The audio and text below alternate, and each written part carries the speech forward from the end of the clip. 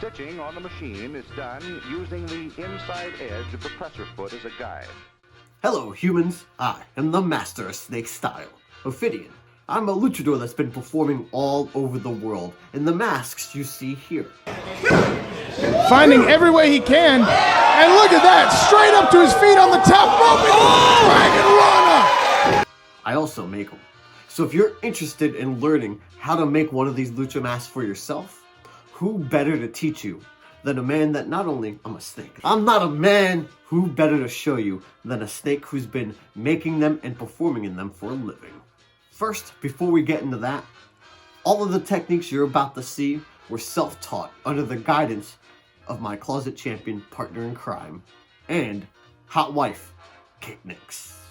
All these techniques are the way we create masks, but aren't the only way to create a lucha mask. Second, if you don't have a wife for yourself to make your lucha pattern, you can buy one from me off of our website at closetchampion.com/merch. Last, this is part 1 in a series about how to make a mask. I'm dividing up the process to make it a little bit easier for you to find the parts that you want to learn about the most.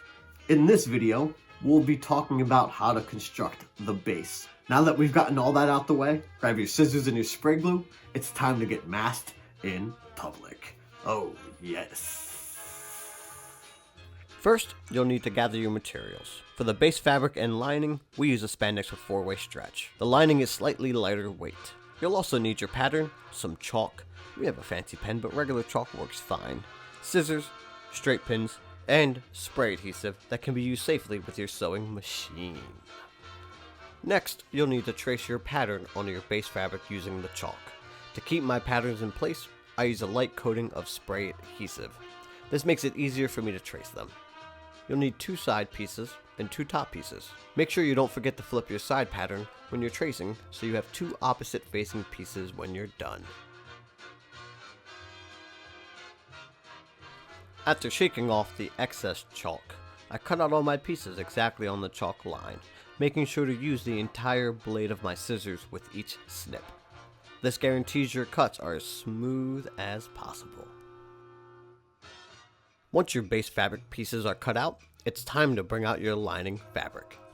Making sure the wrong sides of your fabric are facing each other, and with the help of a piece of scrap paper to block out unwanted areas, use the spray adhesive to attach or baste your cut pieces to the lining material. This allows us to treat the base fabric and lining as one piece of material moving forward.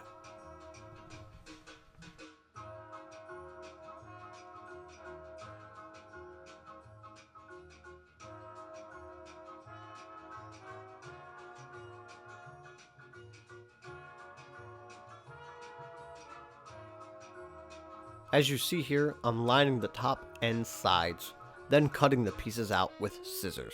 Again, using the entire blade to make sure the edges of my pieces are as clean as possible. Cutting out fabric against the table is very difficult, and I tried to do that so that the camera could see everything I was doing, but I gave up, and this is actually how I cut. And now, all of our pieces are lined and cut. Our next step is pinning each side to its respective top piece. You want to attach the crown of each side piece to the more rounded edge of the top piece. Here, I'm lining up each corner, pinning them, and then folding both pieces in half to pin the center.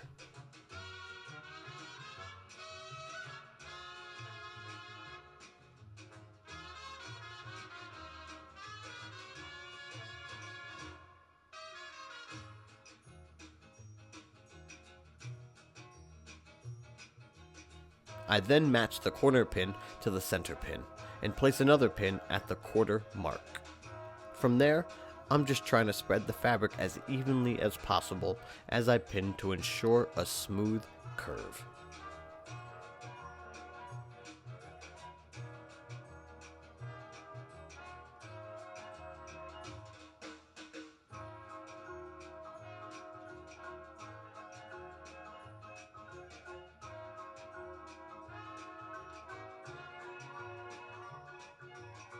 Once both pairs of pieces are pinned together, I sew a seam 1/4 inch away from the edge of the fabric along where I pinned. Don't forget to backstitch at the beginning and at the end of your seams to make sure your mask is nice and sturdy. They say you're not supposed to sew over pins, but we love to live dangerously.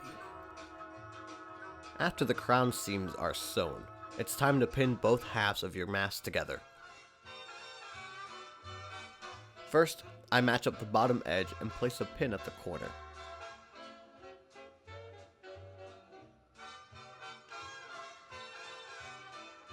Then, I pin the front of the crown, matching up the seam and laying it flat as I place a pin on either side of it. I do the same with the back of the crown. This ensures that the crown seam is aligned when the mask is complete.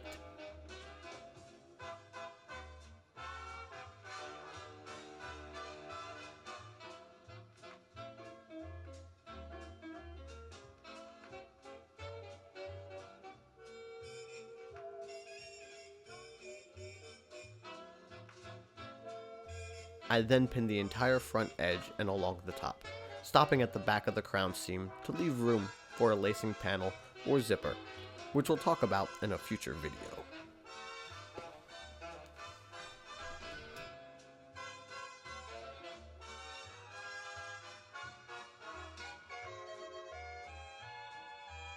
Once everything is pinned together, I sew another 1/4 inch seam along the edge I just pinned, making sure to backstitch at the beginning and at the end of the seam.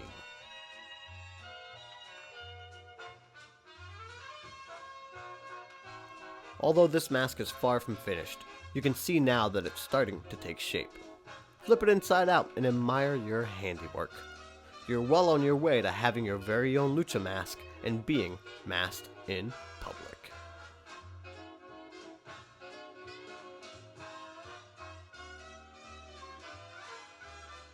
So that was part 1, constructing a base. If you've got questions, we've got answers over on our Patreon at patreon.com/closetchampion.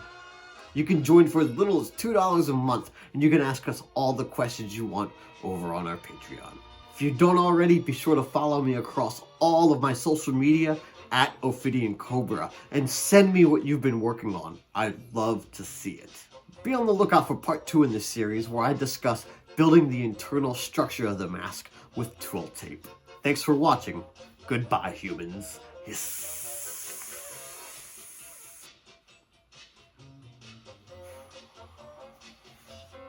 If you've got questions, we've got answers over on our Patreon.